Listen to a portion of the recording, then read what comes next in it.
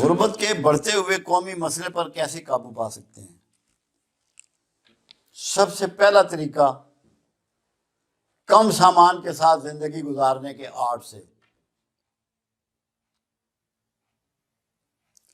سادہ کھانا، سادہ دفتر، سادہ گھر، چھوٹا دفتر، چھوٹی گاڑی، اپنے آپ کو سکیڑ کر۔ میں نے ٹی وی پہ ایک دفعہ پروگرام کیا تھا جس کا نام میں نے رکھا تھا ریورس گیئر۔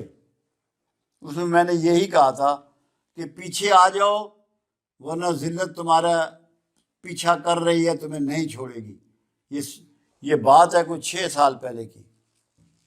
میں نے کہا بجلی کا بٹن جلانے کی طاقت نہ رکھو گے، تمہارے گھر میں بجلی موجود ہوگی۔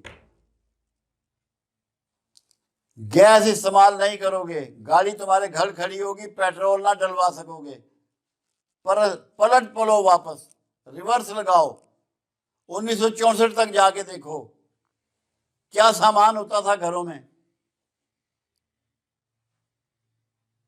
یورپ جا کے دیکھو ان کے گھروں میں کیا سامان ہے، چائنا جا کے دیکھو ان کے گھروں میں کیا سامان ہے، انڈیا جا کے دیکھو ان کے گھروں میں کیا سامان ہے۔ کم سامان کے ساتھ جینا سیکھو، کم اسباب کے ساتھ جینا سیکھو۔ جب تک سادگی اختیار نہیں کرو گے، دنیا کی کوئی طاقت تمہارے حالات نہیں بدل سکتی۔ 10 IMF آ جائیں تب بھی نہیں بدل سکتے۔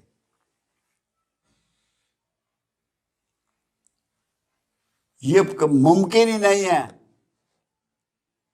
سب سے پہلی بات سمجھیں، اللہ کہتا ہے جسے چاہوں امیر کروں، جسے چاہوں غریب کروں، جسے چاہوں کشائش والا دوں، جسے چاہوں ناپ تول کے دوں، جسے چاہوں نہ دوں۔ یہ سب سے بڑا ایشو اللہ کے ساتھ ہے۔ اللہ کو راضی کرنے کی کوشش کرو۔ جب تک اللہ کو راضی نہیں کرو گے تمہارے حالات نہیں بدلیں گے۔ دوسرا، اللہ کسی بھکاری کو پسند نہیں کرتا۔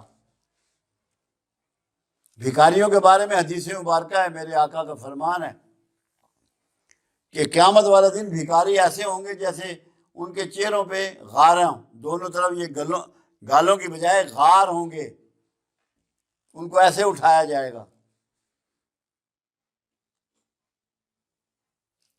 پھر اللہ کہتا ہے میں نے اور تم مفلوق الحال تھے، میں نے اور میرے رسول نے تمہیں غنی کر دیا۔ اللہ رسول کو راضی کرنے کی کوشش کرو۔ راضی کیسے کرو گے وہ بھی اللہ بتا رہا ہے۔ اللہ فرماتا ہے جو میرے شکر گزار بندے ہیں میں ان کے انعامات میں اضافہ کرتا ہوں۔ ہمارے ہاں سب ناشکرے ہیں۔ صبح جب ہوتی ہے حکمرانوں کو، اہلکاروں کو، محلے والوں کو، سبزی والے کو، فروٹ والے کو، دودھ والے کو، گوشت والے کو، سب کو برا بھلا، ہر چیز نمبر 2 ہے، ہر چیز غلط ہے، اور جو کہہ رہا ہوتا ہے وہ سارے کام نمبر 2 کے کر رہا ہوتا ہے۔ ہر ایک کا شکوہ صبح، یہ زبان اللہ نے ہمیں دی تھی اور یہ ہونٹ دیے تھے اپنا شکر ادا کرنے کے لیے۔ ہم دن کی ابتدا ناشکرے پن سے کرتے ہیں۔ دنیا کی کون طاقت ہمیں محفوظ کر لے گی؟ کوئی بچا لے گا ہمیں؟ کیا یہ ممکن ہے؟ تو ہمیں شکوے چھوڑ کے اللہ کا شکر گزار ہونا ہے اور فضول خرچی سے بچنا ہے۔ یہ دیکھنا ہے اپنے اپنے گھروں میں کہ کون سی چیز ایسی ہے جو ہم نہ کریں تو ہمارے اخراجات کم ہو سکتے ہیں۔ بھلے ان کے پاس جتنا مرضی پیسہ ہو، مگر اخراجات کرنا اچھی عادت نہیں ہے۔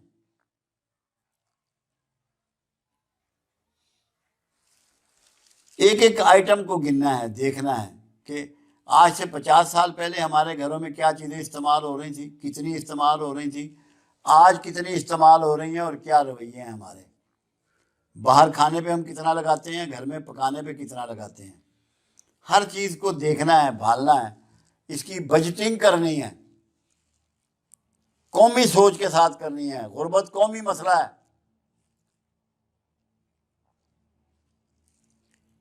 یہ تب تک دور نہیں ہوگی، پھر رسول اللہ صلی اللہ علیہ وسلم کا اس میں فرمان ہے۔ ایک تو اللہ کی طرف سے ہو گیا کہ فضول خرچی نہ کرو، اسراف نہ کرو، اور میرا شکر گزار بندے بنو، رزق کی تقسیم میرے ذمے ہے۔ رسول اللہ صلی اللہ علیہ وسلم کا ایک فرمان مبارک ہے، جس نے میانہ روی اختیار کی وہ کبھی مفلس نہیں ہوگا۔ کملی والے کا فرمان ہے، میانہ روی کو پکڑ لو، میانہ رو کبھی مفلس نہیں ہوگا۔ تو ہم مفلس ہیں۔ اور دوسری بات، اللہ کے علاوہ کوئی غریبی کسی کی دور کر سکتا ہے؟ انٹرنیشنل سسٹم نے کتنے ملکوں کی غریبی دور کی ہے، کتنے لوگوں کی غریبی دور کی ہے؟ کوئی ریکارڈ ہے، کوئی مثال ہے کسی کے پاس؟ آپ نے اپنی غریبی خود دور کرنی ہے۔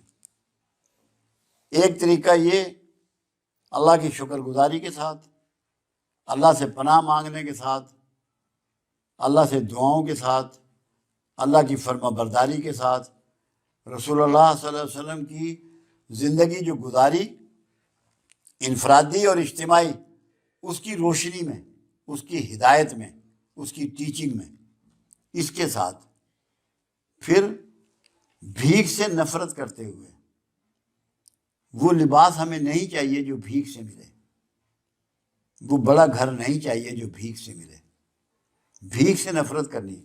انسانی عزت نفس کے لیے جو سب سے ظالم چیز ہے اور بری چیز ہے وہ بھیک ہے۔ ہم ایک کس طرح نکل سکتے ہیں؟ پہلے نمبر پہ اسراف سے بچ کر، دوسرے نمبر پر اب آپ دیکھیں، میں آپ کو ایک مثال دیتا ہوں تاکہ آپ کو بات سمجھ میں آئے۔ ماؤ زیڈونگ چائنا کا لیڈر، انقلاب کا لیڈر، ان سے کسی صحافی نے سوال کیا کہ آپ کا کوئی پرابلم ہے، کوئی مسئلہ ہے؟ کہا جی ایک بہت بڑا مسئلہ ہے۔ کہا کیا مسئلہ ہے؟ کہ ہمارے پاس کام زیادہ ہے، افراد کم ہیں، جو دنیا کی سب سے بڑی پاپولیشن ہے، کام زیادہ ہے، افراد کم ہیں۔ تو مقصد کیا ہوا؟ ہر فرد کو کام پہ لگا دو۔ اگر ہر فرد کام پہ لگ جائے اور کوئی مشکل نہیں ہے معاشرے کے لیے اور اسٹیٹ کے لیے۔ دوسری چیز آپ کے پاس وافر ہے، آبادی آپ کی 62% نوجوانوں کی ہے، ریٹائرڈ لوگوں کی نہیں ہے۔ یہ جاپان نہیں ہے کہ جہاں ریٹائرڈ لوگوں کی زندگی ہے، یہ پاکستان ہے، یہاں 62% نوجوان ہیں، اور زمین آپ کی بے شمار ہے۔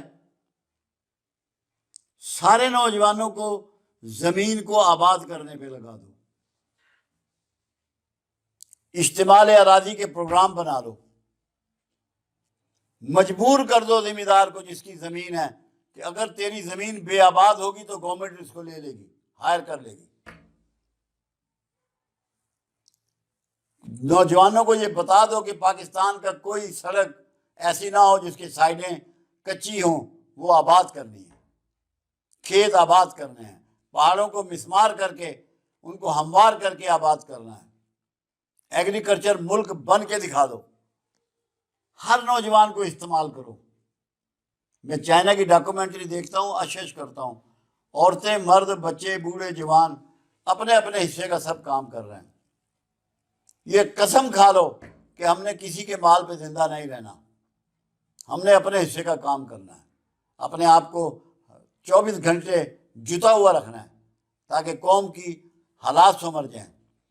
قرضوں سے 78 سال میری عمر ہو گئی ہے، ابھی تک ہم قرضے ہی دیکھ رہے ہیں، قرضوں سے قوم نکلی نہیں۔ جب تک کام نہیں کرو گے، خود غیرت نہیں کرو گے، تمہیں کوئی نہیں نکال سکتا۔ ایک فارمولہ ماؤ زیڈونگ نے دیا کہ جتنی آبادی ہے، جتنے لوگ ہیں، ان سب کو سکل انسکلڈ دونوں طرح کے کام موجود ہیں معاشرے میں، مملکت میں موجود ہیں، ہر بندے کو کام پہ لگا دو۔ ویلے بندے کو برداشت نہ کرے قوم کسی شکل میں، ویلا کھیت برداشت نہ کرے، ہر حال میں کھیت آباد ہو۔ اور ایک فارمولہ کبیر داس نے دیا امیر ہونے کا، غربت سے نکلنے کا۔ ایک تو ماؤ زیڈونگ نے دیا، پہلے اللہ نے دیا، اس کے رسول نے دیا، پھر میں نے ماؤ زیڈونگ کو کوٹ کیا۔ اب کبیر داس، جیسے چائنا میں کنفیوشس ہوا ہے، ایسے انڈیا میں کبیر داس ہوا ہے۔ ہمیں نہیں معلوم کہ وہ پیغمبروں میں سے تھا یا پیغمبروں میں سے نہیں تھا، مگر جو اس کی سینگ ہیں وہ کمال کی ہیں۔ کبیر داس کہتا ہے جو امیر ہوا بچا کر ہوا، کما کر نہیں ہوا۔ جو امیر ہوا بچا کر ہوا، کما کر نہیں ہوا۔ مثال دی اس نے، ایک شخص ہے 1,000 روپیہ روز کماتا ہے اور شام کو 1,000 ہی خرچ کر دیتا ہے۔ اس کے مقابلے میں دوسرا شخص ہے، وہ 500 روپے روز کماتا ہے، اس میں سے 20 روپے بچاتا ہے۔ امیر کون ہوا؟ جس کے اخراجات اس کی آمدن سے کم ہیں، وہ امیر ہو جائے گا۔ یہ اصول دیا، اور دنیا نے اس اصول کو کیسے اپنایا؟ جو اکنامکس کے ماہر ہیں ورلڈ میں، وہ یہ کہتے ہیں جو فرد، جو ادارہ، جو مملکت اپنی آمدن کا 20% سیو نہیں کرتی، وہ سروائیو نہیں کر سکتی۔ پاکستان میں پتہ نہیں کیسی فگر ہے، مجھے نہیں معلوم، 7% سے اوپر سیونگ نہیں ہے، 7% سے اوپر سیونگ نہیں ہے۔ ہمیں اپنی سیونگ کو 20% بڑھانا ہے، پھر ہمیں کسی IMF کی، کسی ترلے کی، کسی محتاجی کی ضرورت نہیں پڑے گی۔ کیونکہ جب ہم قرضے لیتے ہیں تو ہمیں سیاسی طور پہ اس کے نقصانات اٹھانے پڑتے ہیں، ملک کے قوانین میں، معاملات میں اس کے نقصانات اٹھانے پڑتے ہیں۔ اس سے بھی ہم بچ جائیں گے اگر ان فارمولوں پہ میکسیمم مین پاور کا استعمال، میکسیمم جو ہمارے پاس نیچرل ریسورسز ہیں، جس میں زمین ہے، آبشاریں ہیں، سمندر ہے، دریا ہے، نہریں ہیں، ندی ہے، پہاڑ ہے، جنگلات ہیں، فشنگ ہے، سب کچھ، اس کا میکسیمم استعمال، زمینوں کا میکسیمم آباد کرنا، اور آبادی کا میکسیمم استعمال، اور گورنمنٹ کی طرف سے ایسے قوانین بنانا کہ فضول خرچی کرنا تھوڑی سی بندے کے لیے مشکل ہو جائے۔